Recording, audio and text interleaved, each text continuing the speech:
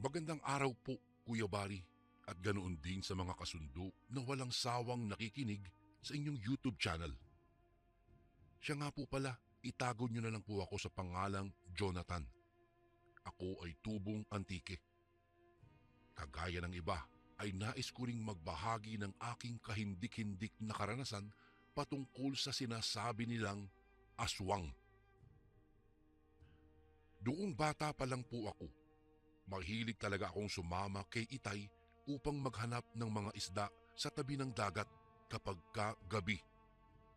Ginagawa namin ito tuwing hindi malalim ang tubig sa dagat. Nagdadala kami ng flashlight, maliliit na balde bilang sisidlan at mga kagamitan para sa panghuhuli ng mga isda. Inuulam namin ang aming mga nakukuha at minsan naman ay binebenta namin kapag marami-rami ang aming nahuling isda. Minsan, nakakahuli kami ng mga maliliit na pugita at masayang-masaya na kami kapag nakakita kami ng pugita dahil siguradong mayroon na naman kaming ulam o di kaya'y ibebenta na naman kami. Isang gabi, niyaya ako ni Itay na maghanap daw kami ng mga isda at pugita sa dagat.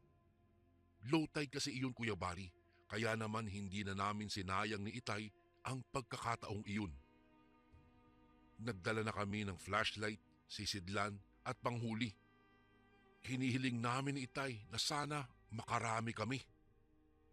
Mga 3 gabi na kasing kaunti lamang ang aming naiuwing isda. Nilinawan namin ang aming mga mata upang walang isdang makaligtas sa aming paningin. Ngunit sadyang madalang talaga ang mga isda noong gabing iyon. Tay, wala na siguro mga isda o pugita rito. Umuwi na lang po tayo. Tsaka inaantok na rin po kasi ako eh. At tsaka malalim na ang tubig mamaya. Wika ko kay Itay. Napagod na rin kasi ako kakaikot habang hawak-hawak ko ang flashlight. Oo nga, Jonathan. Mukhang madalang na ang mga isda ngayon. Sige, umuwi na lang tayo at matulog. 9:00 na siguro ito. Sagot naman sa akin ni Itay. Napagdesisyonan naming umuwi na lang kami. Inaantok na rin kasi kami at napapagod na rin sa aming ginagawa. Makalipas lamang ang ilang minuto, naglakad na kami pauwi. Pagdating namin sa bahay, Kuya Bari, kinamusta kami ni Inay. Sinabi namin na kakaunti lamang ang aming nahuli. Naglinis na kami ng aming mga katawan at saka natulog. Kinaumagahan, tumungo si Mang Kaloy sa aming bahay. Nagkape siya at nakipagtsismisan kina Inay at Itay. Malapit sila kasi sa isa't isa. Masayang kausap si Mang Kaloy, kaya naman nawiwili sina Inay at Itay sa pakikipag-usap sa kanya. Oo nga pala, paring Ben, marami ba kayong nahuling isda kagabi? Tanong ni Mang Kaloy kay Itay. Ay naku, malas nga eh. Wala, kakaunti lamang nahuli naming isda. Wala rin kaming nakita kahit isang pugita.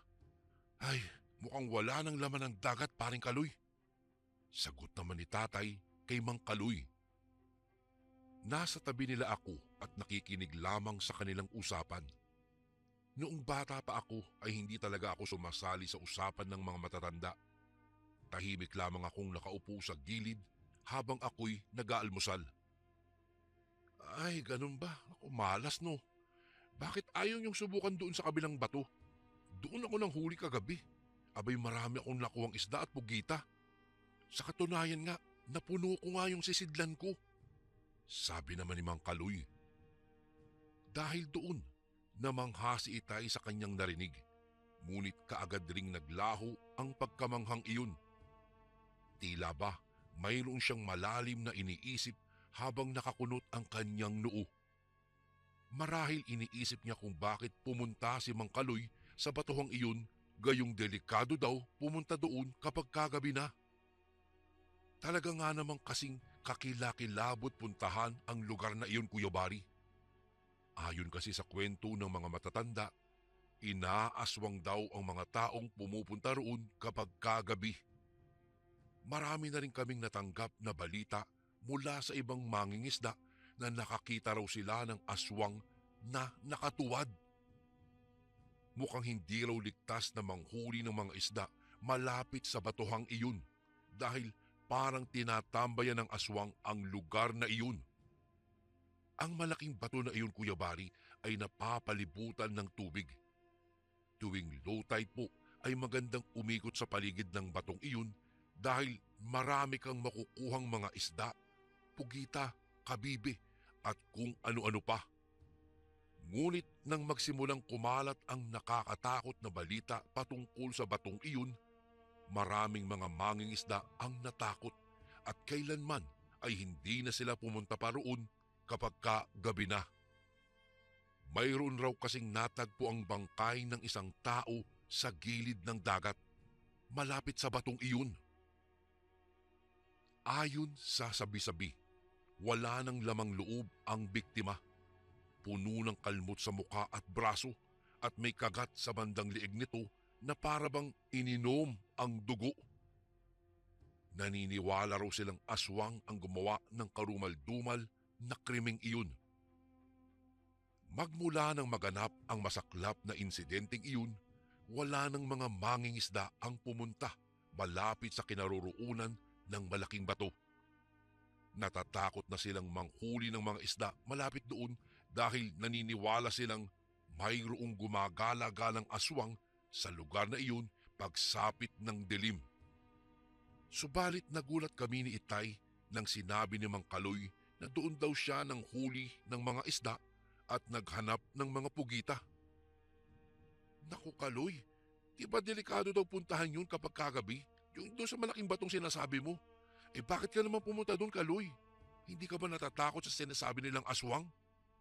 Tanong ni Itay sa kanya. Napahagalpak naman ng tawa si Mang Kaloy dahil sa mga salitang sinabi ni Itay. Ano? Aswang? Aba, matanda ka na paring Ben, pero naniniwala ka pa rin pala sa mga sinasabi nilang aswang? Naku pare, hindi naman totoong mayroong aswang dito sa mundo. Huwag kayong maniwala sa mga sabi-sabi ng iba. Sagot naman ni Kaloy habang ito'y tumatawa. Mababaka sa kanyang mga tawa at maging sa ekspresyon ng kanyang muka na talagang hindi siya naniniwala sa mga aswang. Naikwento rin ni Itay kay Mang Kaloy ang patungkol sa isang tao na naging biktima ng aswang. Ngunit kahit anong katatakutan ang sabihin namin sa kanya, hindi talaga siya naniniwala. Patuloy niyang pinanghahawakan ang kanyang paniniwala na walang aswang sa mundo. Nang sumunod na mga gabi, muli na namang tumungo si Mang Kaloy sa kabilang batuhan upang maghanap ng mga isda.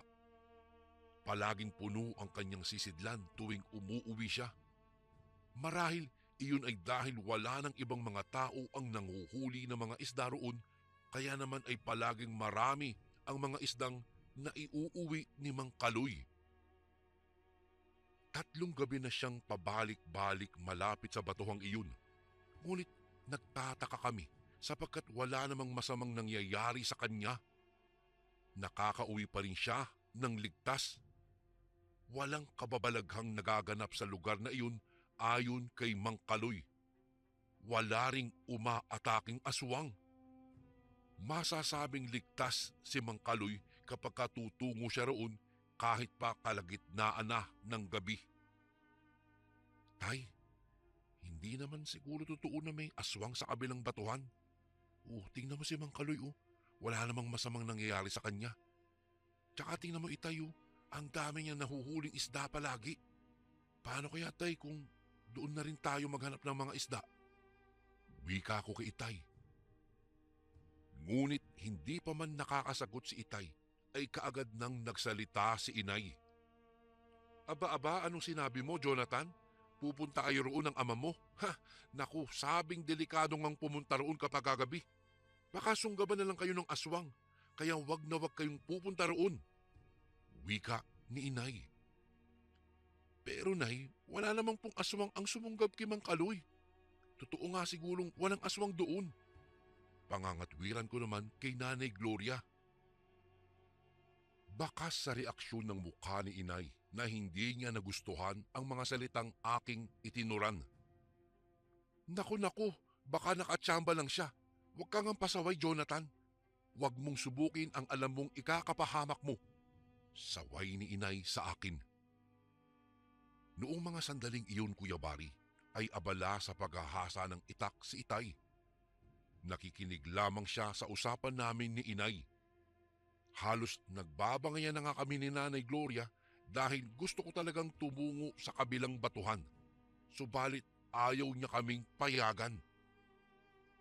Dahil sa aming ingay ay hindi na nakatiis si itay. Tumingin siya sa amin at sumali na rin sa aming usapan. Huwag na nga kayong magbangayan dyan. Tama naman siguro si Jonathan. Hindi totoo ang mga aswang. Tira mo si Paring Kaloy nga. Hindi naman nakakita ng aswang doon. Sige, mamayang gabi, doon naman tayo maghahanap ng isda, anak. Wika ni itay. Kumunot ang noo ni Nanay Gloria. Hindi niya nagustuhan ang sinabi ng aking ama. Natatakot siya na baka hindi na raw kaming makauwi ng buhay. Pinigilan kami ni inay na huwag kaming pumunta sa kabilang bato. Isa kasi si Nanay Gloria sa mga naniniwalang delikado talaga ang lugar na iyon. Ngunit sa halip na sundin si inay, mas pinili namin ni itay na pumunta pa rin doon. Noong sumapit ang 6:00 ng gabi, inabangan namin ni itay ang pagbaba ng tubig sa dagat. Nang magkaroon ng low tide, inihanda na namin ni itay ang aming flashlight, sisidlan at mga panghuli sa isda. Dinala rin ni itay ang kanyang matalim na itak upang magsilbi naming pangdepensa kung sakaling atakihin nga kami ng masasamang mga nilalang. Nasasabik na kaming makapunta roon at mapuno namin ang aming sisidlan kagaya ng kay Mang Kaloy. Binagtas na namin ni itay ang kahabaan ng buhangin patungo sa lugar na iyon. May kalayuan sa amin ang kinaroroonan ng batong iyon. Subalit naglakad pa rin kami ni itay patungo roon. Makalipas ang mahigit kalahating oras na paglalakad, ay nakarating na rin kami roon. Kaagad kaming tumungo sa tubig, tangan-tangan ang aming flashlight. Kararating pa lang namin, ngunit nakakita na kami kaagad ng isang malaking isda. Walang mapagsidlan ang tuwang aming naramdaman ni itay. Hindi namin pinalagpas ang malaking isdang iyon. Minaigi naming makuha iyon. Si itay ang tagahuli, samantalang ako naman ang tagatutok ng flashlight. Muntika na sanang mahuli ni itay ang malaking isda nang bigla kaming nakarinig ng kakaibang tunog. Tila ba mayroong umaalulong sa di kalayuan. Napatingin kami ni itay sa gawing pinanggagalingan ng alulong na iyon. Wala namang kaming nakikitang tao.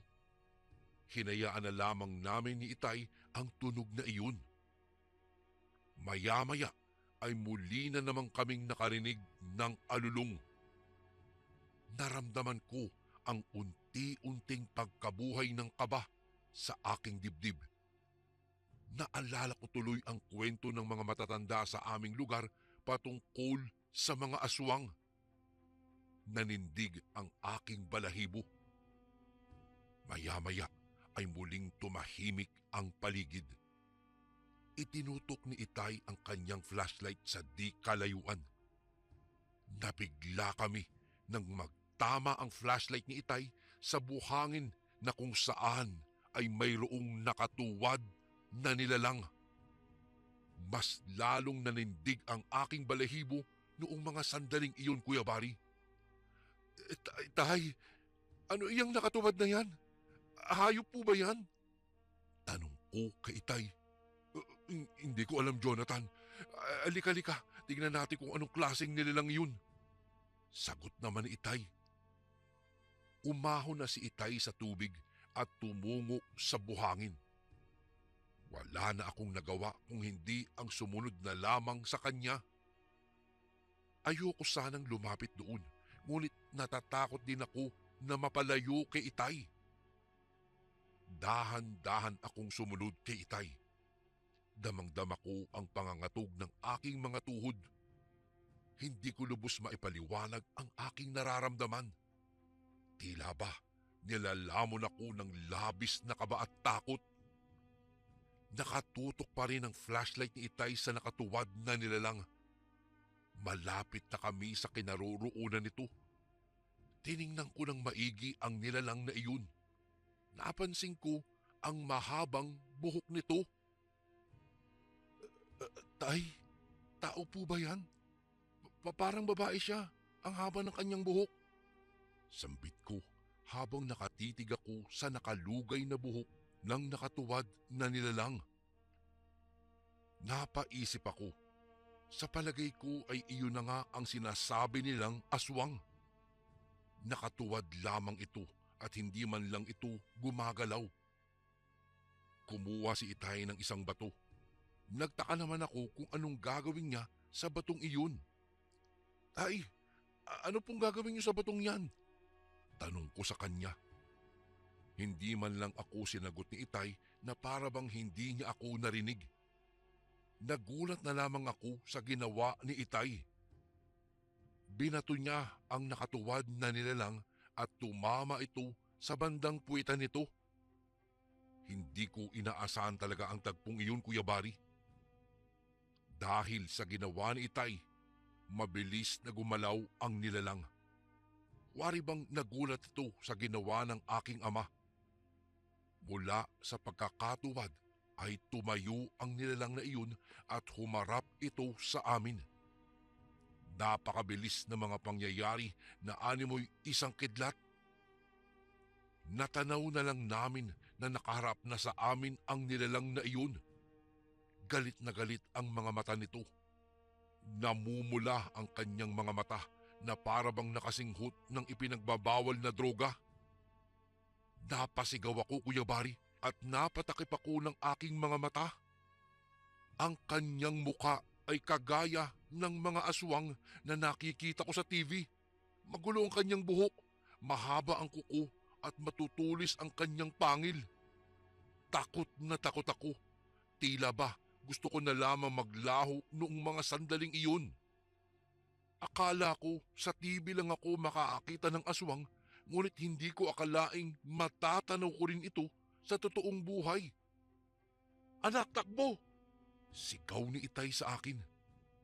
Batid kong nagulat din si Itay dahil sa kakilakilabot na mukha ng nilalang na iyon. Narinig ko ang mga yapak ni Itay palayo sa kinaroroonan ng aswang. Ilang beses siyang sumigaw na tumakbo ako, ngunit hindi ko po magawa-gawa. Parang naistatwa ako sa aking kinatatayuan. Pakiramdam ko ay mayroong mabibigat na kadena sa aking mga paa, kaya hindi po ako makaalis. Hindi ko ring nagawang sumigaw pa. Naramdaman ko na lamang na hinihila ako ng aswang at saka inatake. Tinangka niyang kagatin ng aking liig, ngunit sa mga sandaling iyon ay napasigaw na ako. Itay, tulungan niyo po ako! Takot na takot ako. Tila ba nawawala ako sa aking matinong pag-iisip. Ang buong akala ko ay iyon na ang aking katapusan sa mundong ito.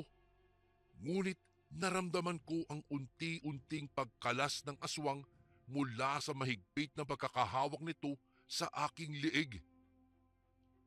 Maliwanag ang buwan noong mga sandaling iyong, Kuya Bari, kaya tanaw na tanaw ko ang paligid kahit hindi ako gumamit ng flashlight. Nabitiwan ko na rin kasi ang flashlight dahil sa sobrang takot ko. Tumingin ako sa aswang. Nakita kong hila-hila ng aking ama ang mahabang buhok nito. Dahil doon, nahirapan ng aswang na kalabanin si Itay. Sinamantala ni Itay ang mga sandaling iyon at walang awa niyang hinila ang mahabang buhok ng aswang patungo sa mga bato. Halos nakasadsad na sa bato ang katawan ng aswang at parang nangihina rin ito. Nakasunod lamang ako kay Itay habang nangangatog ang aking mga tuhod. Hindi ko alam kung ano ang susunod na mangyayari. Umaangil na rin ang aswang dahil sa ginagawa ni Itay. Batid naming nasasaktan na ito. Nang manghina ang aswang, binitiwan na ng aking ama ang buhok nito. Ngunit ang buong akala ko, doon na magtatapos ang kanilang labanan. Ngunit nagulat na lamang ako nang biglang binunot ni Itay ang kanyang matalim na itak mula sa kanyang tagiliran. Tay, papatayin mo ba siya? Ang kampo ng mga demonyo ay hindi dapat pinapatakas. Pinapatay sila upang hindi na makapambiktima pa. Sagot naman ng aking ama sa akin. Pagkatapos niyang sabihin iyon, ay tinaga niya ang aswang. Tumama ito sa mukha nito na sinundan pa ng pagsirit ng dugo. Tanaw ko ang matalim na itak ng aking ama na may bahid ng dugo. Inihinto muna ni Itay ang pagtataga sa aswang. Hinayaan niyang namnamin ito ang hapdi at kirot mula sa dumadagundong sugat nito. Tanaw na tanaw ko ang galit sa mukha ng aking ama. Tumahimik lamang ako. Nakatayo ako sa buhangin habang inaabangan ang susunod na mangyayari. Maya-maya, nagulat ako dahil biglang nagpalit ng anyo ang babaeng aswang. Naging isa itong malaking aso. Tiningnan ko ang mukha ng aking ama. Bakas sa ekspresyon ng kanyang mukha ang pagkagulat na wari bang hindi niya inaasahan na bigla na lamang magpapalit ng anyo ang aswang. Napasulyap ako sa malaking aso. Inisip ko na baka susunggaban niya kami ni Itay. Kaagad namang inihanda ng aking ama ang kanyang itak kung sakaling susugurin kami ng aso. Ngunit nakahinga kami ng maluwag dahil imbis na sunggaman kami nito, ay mabilis na kumaripas ng takbo papalayo sa aming kinaroroonan ang asong iyon. Tila ba natakot ito sa matalim na itak ng aking ama. Noong wala na ang nilalang, binagtas namin ang daan sa gilid ng dagat pauwi na sa aming tahanan. Nang makarating kami ay kaagad naming ikinuwento kay Inay ang pangyayari tungkol sa aswang na nakainkwentro namin ni Itay. Galit na galit ang aking nanay dahil sa kanyang narinig. Ang titigas daw kasi ng aming ulo. Ngunit masaya pa rin siya dahil nakauwi kaming buhay ng gabing iyon. Kinaumagahan, nakatanggap kami ng balita sa aming lugar na meron daw disgrasyang nangyari sa asawa ni Mang Kaloy. Nakita raw ng aming mga kapitbahay ang mukha nito na mayroong benda habang ito'y nag-iigib ng tubig. Tila parang mayroon daw sugat ito sa kanyang mukha na pilit pa raw tinatakpan ng buhok ang malaking hiwa sa mukha nito. Tinanong niya raw kung ano ang nangyari. Ngunit hindi raw ito sumasagot na tila ba mayroon itong matinding lihim. Nagtaka sila kung bakit nagkaroon ng sugat ang mukha nito, gayong wala namang itong kaaway sa aming lugar. Malabo namang sinaktan ito ni Mang Kaloy dahil kilala namin si Mang Kaloy bilang isang mabait at mapagmahal na asawa. Dahil doon, napag-isip-isip namin ni Itay na ang aswang na nakainkwentro namin sa kabilang bato at nataga ni Itay sa muka ay walang iba kung hindi ay ang asawa ni Mang Kaloy. Kaya pala hindi inaaswang si Mang Kaloy kapag ka nanghuhuli siya roon ng mga isda dahil asawa niya pala ang aswang. Bulong ko sa aking sarili. Hinayaan na lang namin ang asawa ni Mang Kaloy dahil wala rin naman kaming konkretong pruweba na siya nga ang aswang. Napapansin din namin na hindi na pumupunta pa si Mang Kaloy sa aming bahay. Mas lalong naging malakas ang aming paniniwala na aswang nga ang kanyang asawa. Hindi na namin ipinagkalat pa sa aming lugar ang tungkol sa nangyari sa amin. Patuloy pa rin kaming nakakarinig ng mga usap-usapan nila sa mga tao na nagtataka daw kung bakit may malaking sugat sa mukha ang asawa ni Mang Kaloy. Napansin din ng aming mga kapitbahay na hindi na lumalabas ang babaeng iyon. Hindi na ito nakikipagtsismisan sa aming lugar. At lumipas lamang ang ilang araw. Nabalitaan na lang namin na lumayas na sa aming lugar ang pamilya ni Mang Kaloy kasama ang asawa nitong aswang. Magmula noon, wala nang nambibiktimang aswang sa kabilang bato pagkagat ng dilim. Sa ngayon po, Kuya Bari, wala na kaming balita kung nasaan na sila. Natutuhan ko mula sa aking karanasan na kahit gaano pa tayo kalapit sa isang tao, mayroon talagang mga sikreto tungkol sa kanilang pagkatao na hindi pa natin nalalaman. Kaya naman dapat tayong mag-ingat sa mga taong ating nakakasalamuha.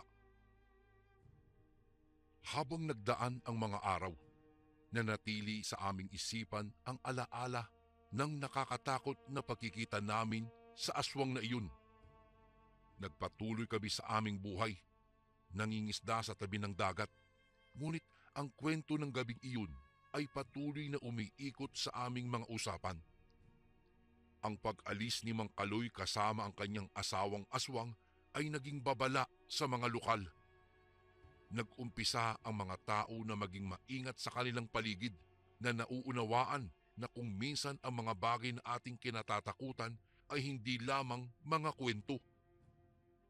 Para sa akin, Kuya Bari, at kay Itay, itinuro sa amin ng gabing iyon ang isang mahalagang aral.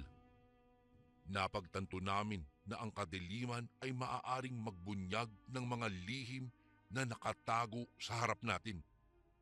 Itinuro sa amin na maging mapanuri at maingat, hindi lamang sa mga nilalang na bumabalot sa gabi, kung hindi pati na rin sa mga hindi pa natin nalalaman na aspeto ng mga taong ating nakakasalamuha araw-araw. Nagpatuloy kami sa aming paglalayag sa dagat, ngunit may bagong pag-iingat na bumalot sa amin. Tinitiyak namin na mag-iingat kami palagi, hindi lamang sa tubig, kung hindi pati na rin sa teritoryo ng mga lihim ng tao.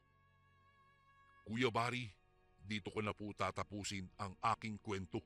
Sana po mapili niyo rin po itong basahin sa mga darating na araw. Lubos na gumagalang, Jonathan.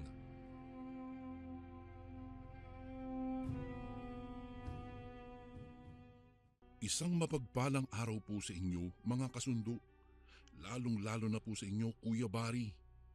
Tawagin niyo na lang po ako sa pangalang Darwin. Nakatira dito sa lalawigan ng Bohol at ang edad ko po ngayon ay 35 na. Masugid niyo po akong tagapakinig, kaya naman naengganyo akong ibahagi sa inyo ang tunay na karanasan ng aking ama noong binata pa lamang siya. Naganap ang mga pangyayaring ito taong 1979. Ang edad ng ama ko po noong mga panahong iyon ay 19 pa lamang. Ayon sa kwento ng aking ama na si Dominador, inimbitahan sila ng kanyang mga pinsang sina Kanor, Pilo at si Eging ng kanilang katrabaho na si Tibong. Ayon umano kay Tibong, nalalapit na ang araw ng fiesta sa kanila, kaya inaya nitong pumunta ang aking ama kasama ang kanyang mga pinsan. Matagal na rin po kasing nilang kinukulit si Tibong kung kailan ito uuwi para isama sila. Gustong-gusto kasi nilang makita ang lugar na tinitirhan ni Tibong. Dahil sa pare-parehong binata pa lang sila noon, kaya walang pag-aalinlangang pumayag kaagad sila. Lumipas pa ang isang buwan at sabay-sabay na silang bumiyahe papunta sa baryo nila Tibong. Ayon sa ama ko, Kuya Bari, noong una ay sumakay sila ng tricycle, Pagkatapos ay ibinaba sila sa lugar na walang masyadong kabahayan. Pagkatapos po nilang magbayad sa driver ay naglakad na sila sa isang maliit na daanan na kasya lang ang 2 tao. Puro sagingan at talahiban ang gilid ng daanan, kung kaya kailangang hindi lalagpas sa 2 tao ang magsasabay sa paglalakad. Wika pa ng aking ama, liblib na ang baryo kung saan nakatira ang kanyang katrabaho. Sa kadahilanang wala na silang nadadaan ng kabahayan at puro mga nagtataasang puno na lang ang kanilang nakikita. Medyo may kalayoon pala itong baryo ni Paring Tibong, no? Wika ng aking ama. Oo, Paring Darwin. Kaya bihira lang ako umuwi sa amin kapag may trabaho ako sa bayan eh. Napakalayo kasi at isa pa nakakapagod maglakad dito. Tugon nito sa aking ama. Makalipas ang mahigit 1 oras at kalahati ay bumungad na sa kanila ang baryo kung saan nakatira si Tibong. Namangha ang aking ama nang masilayan niya ang ganda ng mga tanawin sa baryo ng kanyang katrabaho. Di mo naman sinabi, tol. Napakaganda pala dito sa inyo. Bulalas ng aking ama habang inililibot ang kanyang paningin sa paligid. Ang sabi pa ng aking ama, makikita mo ang mga naggagandahang tanawin sa baryo ni Tibong. Napapagitnaan kasi ng palayan ang mga kabahayan doon sa bungad at may malaking sapa naman sa di kalayuan na sa tingin ng aking ama ay malinis iyon at masarap languyan. Napapalibutan rin kasi ng mga naglalakihang puno ang sapang iyon na siyang nagbibigay ng lilim. Kung kaya kahit tirik na ang araw ay hindi ka maiinitan kapag naligo ka sa sapa. Naku, huwag kang mabighani sa panlabas na kaanyuhan, tol. Akala mo lang maganda dito. Sambit ni Tibong. Dahil sa narinig ng aking ama, kaya napakunot noo siya at tinanong ang kanyang katrabaho kung ano ang ibig sabihin niya. Ngumiti lang si Tibong sa kanya at binilinan silang magpinsan na mamayang gabi ay wag na silang lumabas ng bahay. Ha? Ano? Wag tayong lalabas ng bahay? Ay, kaya nga tayo nandito dahil pupunta tayo di ba sa sayawan? Reklamo ng pinsan ng aking ama na si Pilo.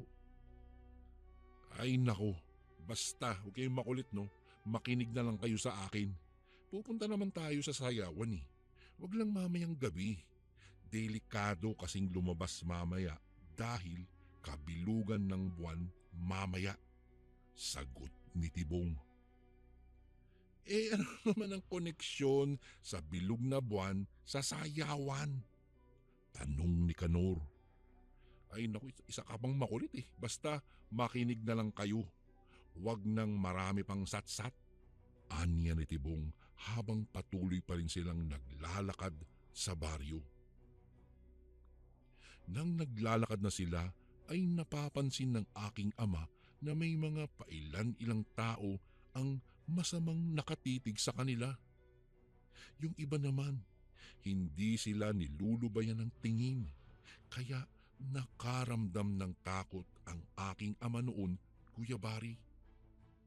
Isipin mo naman kasi, yung tipong dadayo ka sa ibang baryo tapos tititigan ka ng masama ng mga nakatira doon na animoy may malaki kang atraso sa kanila. Di ka ba naman kakabahan yan? Hoy mga unggoy, tara na, bilisan nyo nga maglakad dyan. Wika ni Tibong sa aking ama. Hindi kasi komportable ang aking ama na may mga taong tumititig sa kanya at hindi niya rin maiwasang tingnan iyon. Sandali lang. Huwag mo silang tingnan sa mata ha. Bulong ni Tibong sa kanila. Napaisip at napatanong sa kanyang sarili ang aking ama ng mga sandaling iyon, Kuya Bari, kung anong klaseng baryo ba ang tirahan ng kanilang katrabaho. Bakit bawal tingnan sa mata ang mga taong naroroon? Samantalang kung makatitig ang mga ito, akala mo naman may malaking atraso sila sa mga tao. Napaigtad ang aking ama nang tapikin ni Tibong ang kanyang balikat. Bago ko po ipagpatuloy ang kwentong ito ay may request sana ako sa iyo, kasundo. Isang pindot lang ito, kasundo, sa subscribe button namin. Malaking tulong po ito sa amin, kasundo, upang mapagpatuloy pa namin ang mas marami pang magagandang kwento. Salamat sa pag-subscribe mo, bagong kasundo.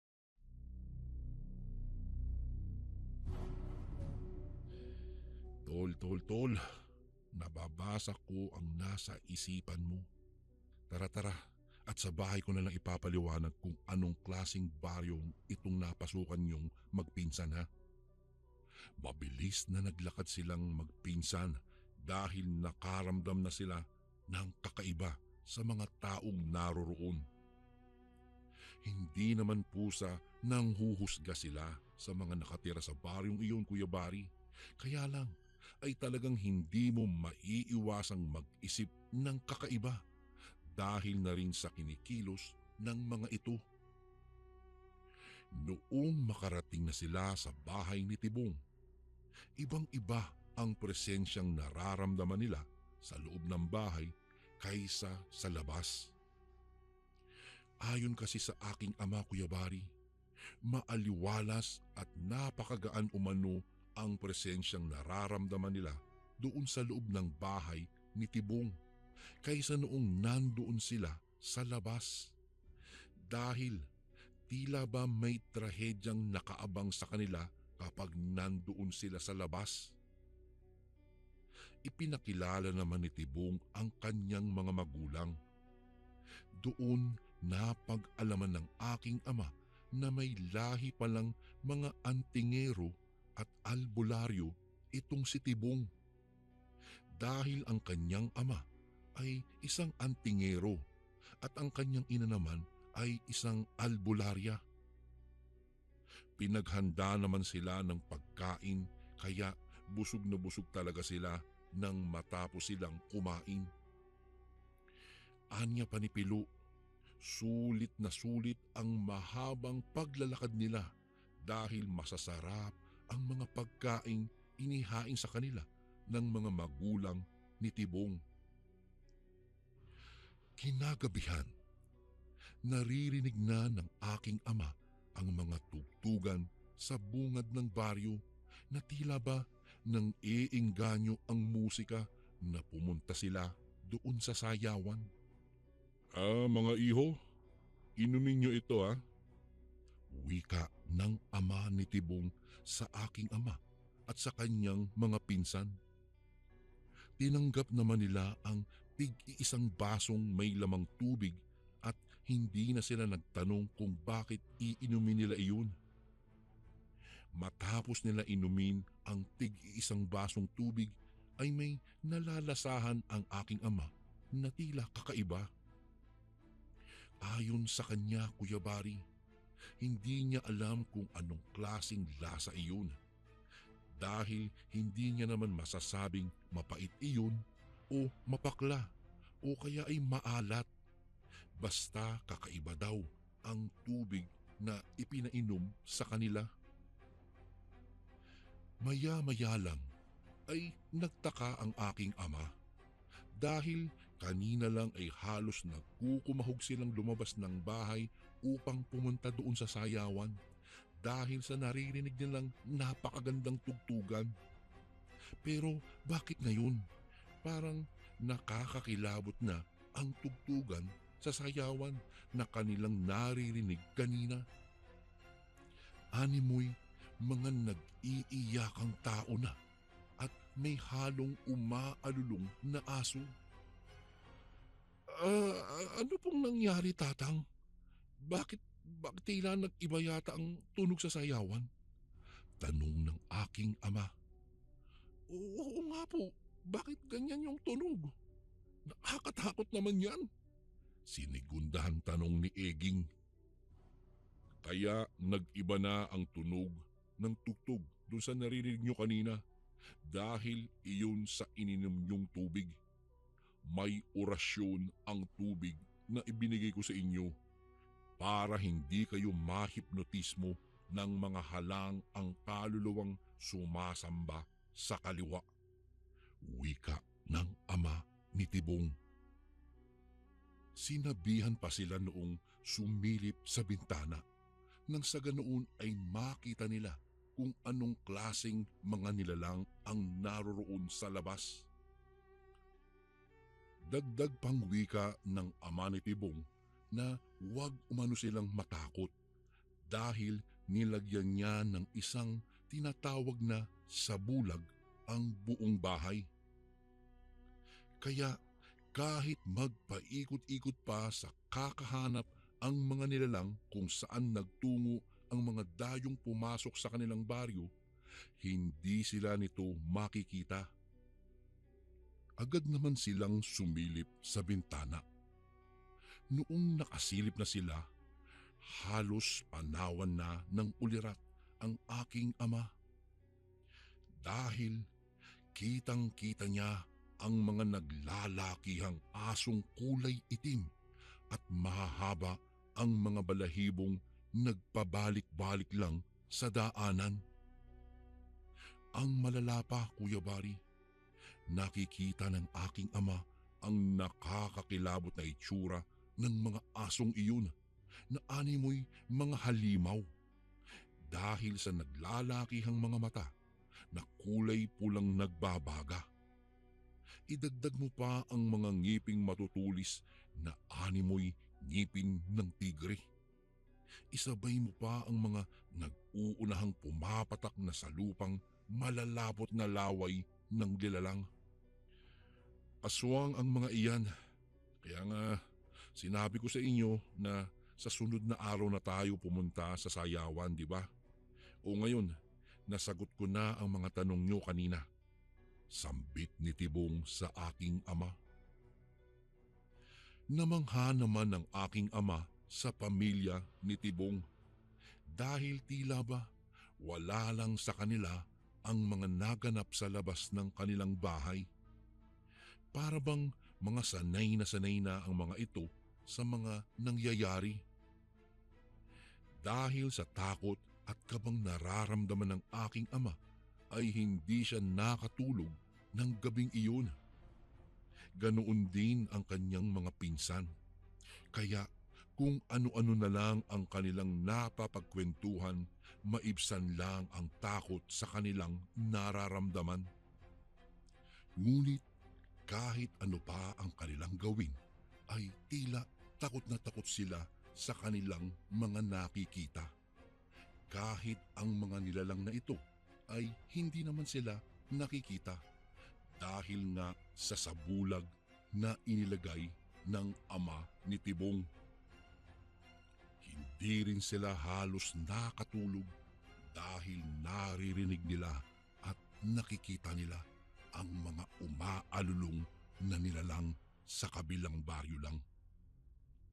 Inabot sila ng halos mag-aalas 5 na ng umaga bago pa lang sila nakatulog. Kinabukasan, nagbago na ang plano nila. Nagpasya nang umuwi ang aking ama at ang kanyang mga pinsan. Hindi na sila magpapalipas ulit pa ng isa pang gabi doon sa liblib na baryong iyon. Hindi na daw sila tutuloy pa doon sa inaasam-asam nilang sayawan. Magmula po noon, Kuya Bari, hindi na sila bumalik pa doon sa baryo ng kanilang katrabaho na si Tibong. Naging aral ito sa kanilang lahat na hindi lahat ng fiesta ay masaya. Mayroon ding mga fiesta na kakaiba. Hanggang dito na lang po ang aking kwento, Kuya Bari. Maraming salamat po. Gumagalang, Darwin.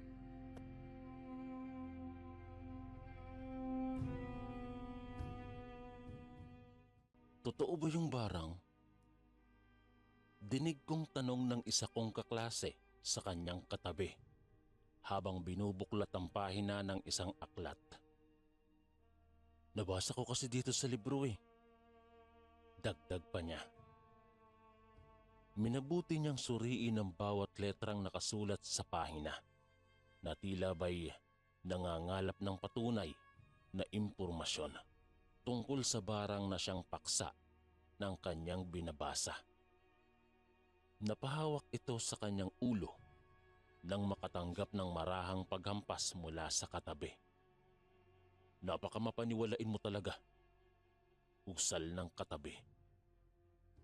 At ako na may naroon sa kanilang likuran at palihim na nakikinig sa pag-uusap nila. Kung pwede ko lang sabihin sa kanila na totoo ang barang at ikwento ang tiyahin ko. Opo, mambabarang ang aking tiyahin. Kilala siya bilang aling suling sa aming probinsya. Ang kinakatakutang mambabarang sa Antique. Ilang buwan na rin noong nilisan ko ang probinsya namin upang magtrabaho habang nag-aaral dito sa Maynila. Namasukan po ako bilang kasambahay sa isang butihing pamilya. Masasabi ko pong napakaswerte ko sa kanila dahil nag-alok pa ang mag-asawang amo ko na pag-aralin ako. Dahil sayang daw kung titigil agad ako sa pag-aaral. 18 taong gulang po ako noon at nasa ika-4 na taon na sa high school. Lumaki ako sa puder ng tiya ko. Magmula noong magpakamatay ang aking ina dahil sa labis na lumbay noong sumama si Itay sa ibang babae. Bago mambarang ay tinitiyak naman po ng aking tiyahin na ang biktima ay karapat-dapat na sumailalim sa pagdurusa. Hindi po niya pinagbibigyan ng isang tao kung mababaw lamang ang dahilan nito, tulad ng tunggalian sa negosyo, agawan sa babae o lalaki, o kompetisyon sa kung anumang bagay. Ang pinapayagan niya lang po ay yung mga ginahasa, pinasakitan, inabuso, siniraan ang puri o niloko. Ang barang po ay isang uri ng itim na salamangka na kayang kumitil ng buhay ng isang tao sa pamamagitan ng iba't ibang uri na pamamaraan. Isang halimbawa ay sa pamamagitan ng mga insekto katulad ng alupihan. Ang mga insektong ito ay karaniwang inilalagay sa isang tubo ng kawayan at kadalasang ginagamit tuwing Biyernes sa tanghali o sa huling yugto ng buwan. Isusulat ng mambabarang ang pangalan ng kanilang biktima sa isang piraso ng papel na ilalagay sa loob ng tubo ng kawayan. Sa sandaling kainin ng mga insekto ang papel, ito ay isang senyales na handa ng umepekto ang barang sa biktima. Pagkatapos ay magdadawdaw ang mambabarang ng sanga ng halamang kalamungay sa loob ng tubo ng kawayan. Habang winiwika ang mga salitang Latin, Naqui obedient voce mei advenient, na ang ibig sabihin sa Tagalog ay, ang susunod sa utos ko ay lumabas. Ang insektong aakyat sa sanga ay ilalagay sa isang porselanang pinggan. Pagkatapos ay tatalian na mambabarang ang ikapitong paa ng insekto gamit ang puting sinulid habang sinasabi ang pangalan ng biktima. Paglalarawan sa pisikal nitong anyo at ang parte ng kanyang katawan kung saan eepekto ang pinsala. Matitiyak lamang ng mambabarang kung nagtagumpay siya sa sandaling bumalik ang insekto at ang puting sinulid na itinali ng mambabarang dito'y naging kulay dugo. Maliban pa rito'y marami pang ibang paraan, pero itong paraan pong ito ang madalas na gamitin ni Chang Suling. Dahil wala namang sariling pamilya si Chang Suling, tinuring na po ako nitong parang tunay na anak. Labag nga sa loob niyang payagan akong mamasukan dito sa Maynila. Pero nakumbinsi ko rin naman po siya kinalaunan. Yaong amo ko pong mag-asawa ay may 4 na anak. Ang panganay na lalaki ay 12 taong gulang na. Nasa ika-4 na taon na sa kolehiyo. Ang 2 sumunod na parehong babae ay nasa high school. At ang bunsong anak na lalaki naman ay nasa ika-3 baitang noon sa elementarya.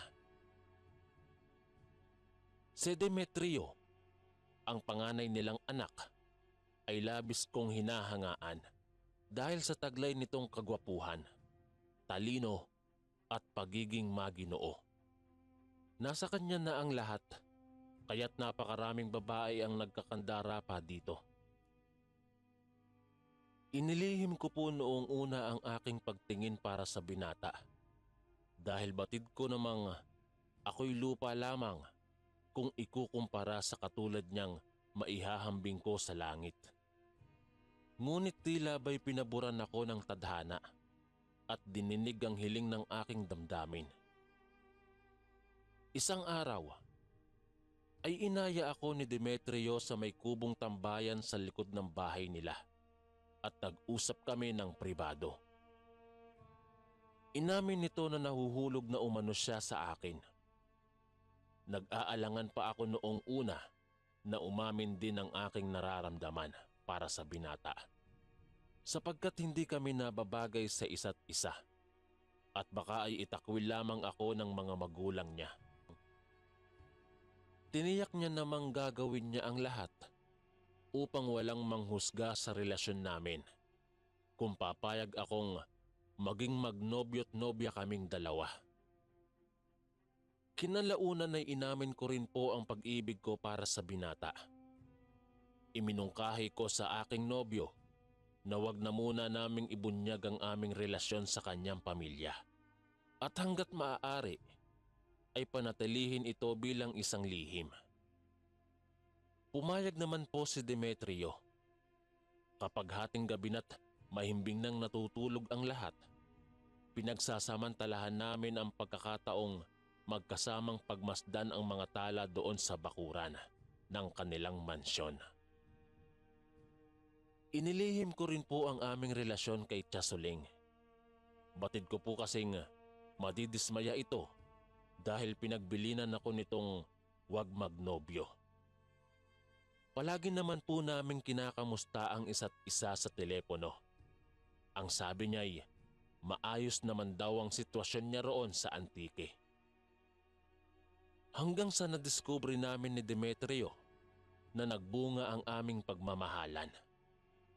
Pinili pa rin naming ilihim ang namamagitan sa aming dalawa mula sa kanyang pamilya at kay Chasuling. Dahil nga natatakot akong mahusgahan ng mga magulang niya, ganoong pinag-aaral nila ako tapos ay magpapabuntis lang ako. At sa anak pa mismo nila. Ayoko ring malaman ni Chasuling na nabigo akong sundin ang utos niya sa akin na huwag magnonobyo. Buwan ng Setyembre po noon, 1 buwan na ang aking pagbubuntis. Nakiusap si Chasuling na umuwi na muna ako sa Antique upang magkasama kaming ipagdiwang ang kanyang ika-49 na kaarawan. Pinagbigyan ko naman po siya at nagpaalam sa mag-asawa kong amo na kung maaari ay mag-leave muna ako sa trabaho. Malugod naman po nila akong binigyan ng permiso. Nang makauwi na po ako sa Antique, labis ang tuwa ni Chang Suling. Sapagkat ilang buwan din mula noong una kong alis patungong Maynila, ay sinamahan ko siyang ipagdiwang ang kanyang ika-46 na kaarawan. at ipinaghanda ko siya ng pagkain. Nakiusap si Tiang Suling na manatili muna ako ng isa pang buwan sa Antique bago bumalik sa Maynila. Nagpaalam ako sa mag-asawa kong amo at sa kabutihang palad ay nauunawaan naman po nila ang kagustuhan ni Tia Suling na makasama ako ng mas matagal pa. Isang gabi po ay bumangon ako mula sa aking higaan dahil nagising akong wala si Tia Suling sa aking tabi. Nasa iisang silid lang po kasi kami natutulog. Tumungo ako sa balkonahe at nadatnan ko siya doon na may kausap sa telepono. Dahil nga inaantok pa rin ako, hindi ko nauunawaan yung huling linyang sinabi niya sa kausap niya sa telepono bago ibinaling ang atensyon sa akin. Napabalikwas ito sa gulat dahil akala niya daw ay kung anong nilalang ang tumawag sa pangalan niya. Mariin akong natawa dahil hindi naman matatakotin si Tiang Suling. Sino ba namang mambabarang ang matatakot sa multo? Para bang nangangamba siyang may makarinig nung pinag-uusapan nila nung tao sa telepono. Tinanong ko ang aking tiyang kung sino yung kausap niya. Ang sabi niya ay isa na naman umanong may ipapabarang sa kanya. Nang marinig ko ang kanyang tugon, inaya ko na siyang matulog sa silid dahil hating gabi na. Sumunod ang ilang pang mga araw. Nag-umpisa na pong magpakita ang aking katawan ng senyales na ako'y nagdadalang tao, katulad ng pagsusuka. Hindi naman po ako pinaghinalaan ni Tiang Suling. Batid kong malakas ang tiwala niya sa akin. Habang naroon naman po ako sa probinsya, madalas na tumatawag sa akin si Demetrio upang kamustahin ang aking kalagayan at ang bata sa aking sinapupunan. Paulit-ulit din itong iminumungkahi na ibunyag na namin sa mga magulang niya ang aming relasyon at ang naging bunga ng aming pagmamahalan. Ang tugon ko naman po ay kapag natapos na ang isang buwan na pananatili ko sa probinsya. Ipapaalam na namin ang namamagitan sa aming dalawa dahil wala rin namang magagawa ang paglilihim namin sapagkat lalaki din naman ang umbok ng aking tiyan. Minsan ay nadatnan ko si Tia Suling na idinadaw daw ang sanga ng kalamungay sa tubo ng kawayan habang winiwika ang katagang nabanggit ko kanina. Umakyat ang isang insekto sa sanga ng kalamungay hanggang sa napatigil si Tia Suling sa kanyang ginagawa nang mapansin ang aking presensya. Nakasilip po kasi ako sa may pintuan ng silid kung saan niya ginagawa ang pambabarang. Dati-rati naman ay ipinagsasawalang bahala niya kahit papanoorin ko ang pambabarang niya. Pero noong sandaling yon ay lumingon siya sa akin at sinabihan akong umalis sa may pintuan sapagkat hindi siya makapokus. Umaga na po noon pero sinabihan niya akong bumalik na muna ako sa pagtulog. Sinunod ko naman po siya bilang respeto. Ipinagtaka ko ang inasal ni Tia Suling. Kinabukasan po'y dinanas ko ang labis na pagturugo ng aking kaluban at matinding pangingirot ng aking puson. Napansin po ni Tia Suling na masama ang aking pakiramdam. Kaya't ang sabi niya ay sasamahan niya daw akong magpa-check up sa malapit na klinika. Tumanggi naman po akong magpasama at ang sabi ko sa kanya ay ako na lang ang pupuntang mag-isa. Dahil batid kong busy siya. Ngunit ang totoo po ay nagdadahilan lamang ako upang hindi niya malaman ang tungkol sa aking pinagbubuntis. Nang makausap ko po ang doktor, tinanong ako nito kung ako daw ay nagdadalang tao at sinabi ko naman po ang totoo. Matapos ang masuring eksaminasyon ng doktor sa aking kalagayan, isang anunsyo po ang hindi ko inaasahang narinig. Nalaglag daw po ang bata sa aking sinapupunan. Hindi ko po mawari kung paanong biglaan na lamang akong nakunan. Gayong iningatan ko naman pong maging ligtas ang bata sa loob ng aking tiyan. Wala din naman daw po akong hormonal problems at mayroon naman daw akong kapasidad na magkaanak. Subalit hindi ata siguro pinayagan ng tadhana ang una sana naming anak ni Demetrio.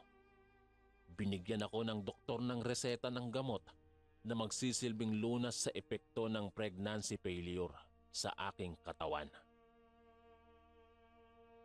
Agad ko pong tinawagan si Demetrio sa telepono at umiiyak na ibinalita ang anunsyo ng doktor. Ganoon na lamang din ang pagkadismaya niya sapagkat nagpaplano pa lang sana kami na ibunyag sa mga magulang niya at kay Tiyasuling ang tungkol sa pagdadalang tao ko. Naising ko mang ilabas lahat ng aking hapis at lumbay kay Tiyasuling. Pinili ko na lamang pong sarilihin ito dahil mas mabuti nang hindi niya na malaman ang tungkol sa nalaglag na bata. Wala po si Tiyang Suling nang makauwi ako sa bahay. Marahilin nasa bayan ito't namimili. Pagpasok ko po sa pinto, isang insekto ang sumagi sa aking paa. Katulad nito ang alupihan na ginagamit ni Tiyasuling sa pambabarang. Yumuko ako upang pagmasdang mabuti ang insektong gumagapang sa lupa. Sa isang paa nito ay may nakataling isang sinulid na kulay dugo. Hindi na nakapagtataka ang mga ganoon dahil ibig sabihin lamang ay umepekto na ang barang sa bagong biktima ni Tiyang Suling. Nagpatuloy na lamang ako sa paglalakad nang mayroon akong napagtanto. Bakit parehong araw pa umepekto ang barang sa araw na sinapit ko ang pagkalaglag ng magiging unang anak namin ni Demetrio? Ngunit naisip ko rin pong siguro'y dala lamang ng pagkasiphayo kaya't kung ano-ano ang pumapasok sa utak ko. Nung sumunod na araw, nakasalubong ko po ang kilalang magtatawas na si Tatang Dionisio. Noong tumungo ako sa butika upang bilhin ng mga gamot na inireseta ng doktor. Kinamusta ko po si Tatang, ngunit walang ekspresyon ng mukha nito at sinabing, "Nabarang ka, iha." magaling na albularyo po si Tatang Dionisio, kaya't madali para sa kanyang tukuyin kung nabarang ang isang tao o kaya na may nakulam. Nang tinanong ko kung ano ang ibig niyang sabihin, ay kinuha niya lamang ang isang bote ng langis mula sa kanyang maliit na kustal at ipinahid ang kaunting laman nun sa aking pulsuhan. "Isang araw pa lamang mula noong umepekto sa iyo ang barang." Ani Tatang Dionisio. Ibig niya bang sabihin, kaya nalaglag ang bata sa sinapupunan ko ay dahil ako ay nabarang? Iminungkahi ni Tatang Dionisio na sumama ako sa bahay niya upang isagawa ang pagtatawas at tukuyin kung sino ang nasa likod ng pambabarang sa akin, kahit pa mayroon na akong hinala kung sino. Nang makarating kami sa bahay niya, inutusan niya akong maupo sa isang silya. Pagkatapos ay inihanda niya sa mesa ang mga materyal na ginagamit niya sa pagtatawas, katulad ng kandila, aluminyong papel at langis. Gamit ang kanyang hintuturong idinudot-dot niya sa langis, ginuhitan ni Tatang Dionisio ng pakros ang aking noo at saka kinuha ang aluminyong papel na nakikita sa mga kaha ng yosi habang bumubulong ng orasyon na sa pakiwari ko'y lengguwaheng Latin. Sumunod na hakbang ay ang pagsindi sa puting kandila. Inilagay niya po ang papel sa taas ng sinindihang kandila. 1 pulgada lamang ang pagitan sa mga ito.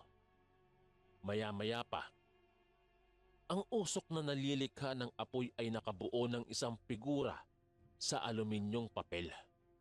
At nang siyasatin ko ito, ay tila ba isang larawan ng matandang babae.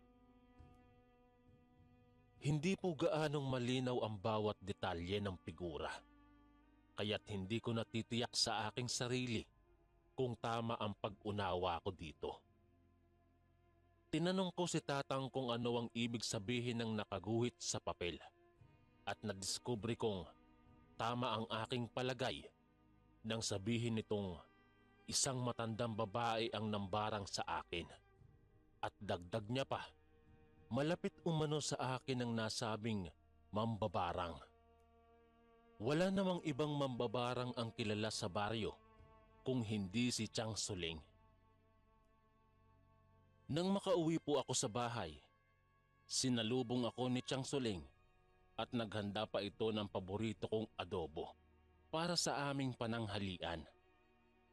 Ngunit hindi po ako nagpakita ng pagkagalak, bagkus ay diretsahan ko siyang inusisa kung ako ba'y sumailalim sa kanyang pambabarang at ano ang dahilan.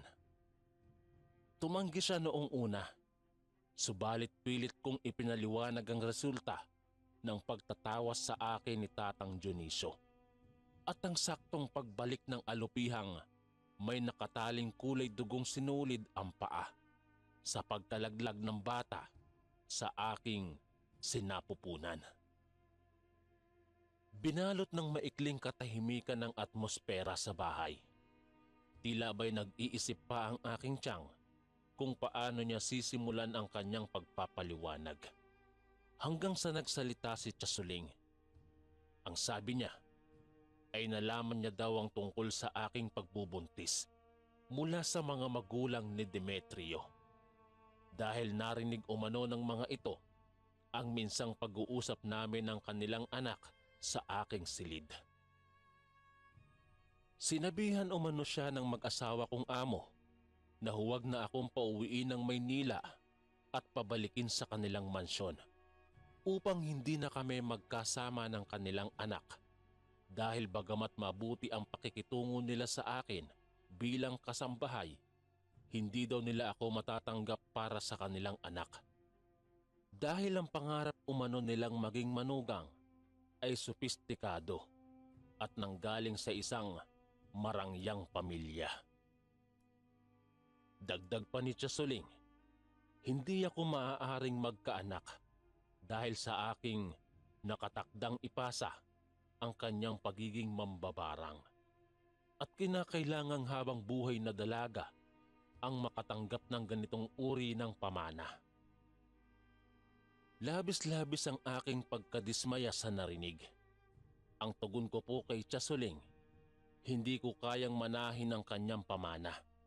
Dahil hindi ko pinangarap na maging mambabarang katulad niya at lalo nang hindi ko kayang layuan si Demetrio. Nagbanta naman siya na paparusahan ng lalaki kung sasama ako dito. Nakiusap akong huwag itutuloy ang kanyang binabalak at hayaan na lamang akong maging masaya bilang tinuring niya naman akong parang isang tunay na anak. Subalit tumugon siya sa akin na inako niya lamang daw ako sa kanyang puder upang pasahan ang kanyang kakayahang mambarang na minana pa niya mula sa pinakanununuan ng aming pamilya. Sa pagtungtong niya umano sa edad na 15, kinakailangang isa sa mga miyembro ng aming angkan ang umako sa itim na kapangyarihan para sa karagdagang 50 taon sa kanyang buhay. Kung hindi ay mamamatay siya sa kasalukuyang edad. Matindi ang ipinagbago ng pagkatao ni Tiyasuling. Handa siyang pagdanasin kahit pa ako na inosente at kanyang sariling pamangkin para lamang hindi maputol ang pambabarang sa pamilya namin at para sa kanyang pansariling interes. Naiintindihan ko po ang pinanggalingan ni Chasuling at ayaw ko rin naman siyang mawala. Subalit hindi ko kailanman ninais ang tumandang dalaga at lalo pang maging mambabarang sa tanang buhay ko. Ilang araw din po akong nagulumihanan at hindi malaman ang gagawin. Pinag-isipan kong mabuti ang aking magiging desisyon at napagpasyahan ko pong manatili na lang sa probinsya at tuluyang layuan si Demetrio dahil sa takot na baka kung ano pang gawin sa kanya ng aking tiyahin. Hindi ko na sinagot pa ang mga tawag ng binata at pinutol ko na ang ugnayan sa pagitan naming dalawa nang hindi nagpapaalam. Lumipas ang 1 taon. Labag sa loob kong tinanggap ang pagpasa sa akin ni Chasuling ng kanyang kakayahang mambabarang. Pilit kong sinanay ang aking sarili sa ganitong sitwasyon. Ngunit hindi ko lubusang matanggap ang kapalarang inatas sa akin ni Chasuling. Hanggang sa pumanaw po ang aking tiyahin sa edad na 55 taon dahil sa sakit sa puso na iyon ang pagkakaalam ng lahat. Subalit ang katotohanan sa kabila nito ay ako po ang nambarang sa aking tiyahin. Sapat naman na siguro ang 5 taong itinagal ng kanyang buhay magmula noong ipinasa niya sa akin ang itim na kapangyarihan. Pagkatapos kong maipalibing si Chasuling, tumungo ako ng Maynila upang balikan si Demetrio. Ngunit nang tumungo ako sa bahay nila, ang bagong kasambahay lamang nila ang nakausap ko at ang sabi nito'y mayroon ng sariling nobya ang lalaki at nagtatrabaho na ngayon sa Amerika. Hindi na nakapagtataka dahil 5 taon na rin mula noong iniwan ko siya. Hindi niya man lang ako pinuntahan. Siguro ay kung ano-anong pamamanipula ang ginawa ng kanyang mga magulang upang hayaan na lamang niya ako. Hindi na ako nag-abala pang makausap ang dating mag-asawa kong amo at tuluyang umalis ng subdivision.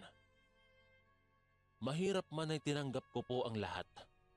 Pinilit kong kalimutan ng mga alaala ng pagmamahalang minsang binuo namin ni Demetrio at nilisan ito sa nakaraan.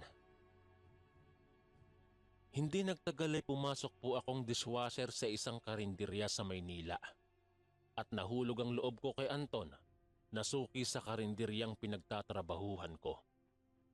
Hindi rin lumaon nang magsama kami sa iisang bubong at bumuo ng sariling pamilya kasama ang aming anak na babae. Sa kasulukuyan, 40 taong gulang na po ako at 14 anyos naman ang aking anak.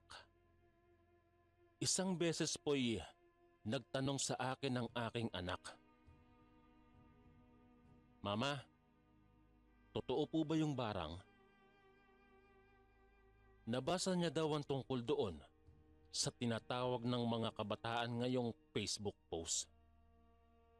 Natahimik ako bigla at tila ba nagising ang aking buong kalamnan. Ang tanging nasagot ko lamang sa aking anak ay huwag nang maniniwala sa kung ano-anong nababasa niya sa telepono. Ni minsan at kailanman ay hindi ko ikinuwento sa aking anak at kay Anton ang tungkol sa mapait kong nakaraan. Lalo na kung paanong naputol ang pasahan ng itim na kapangyarihan sa aming angkan sa pamamagitan ng pagsasakripisyo ko ng buhay ni Chang Suling.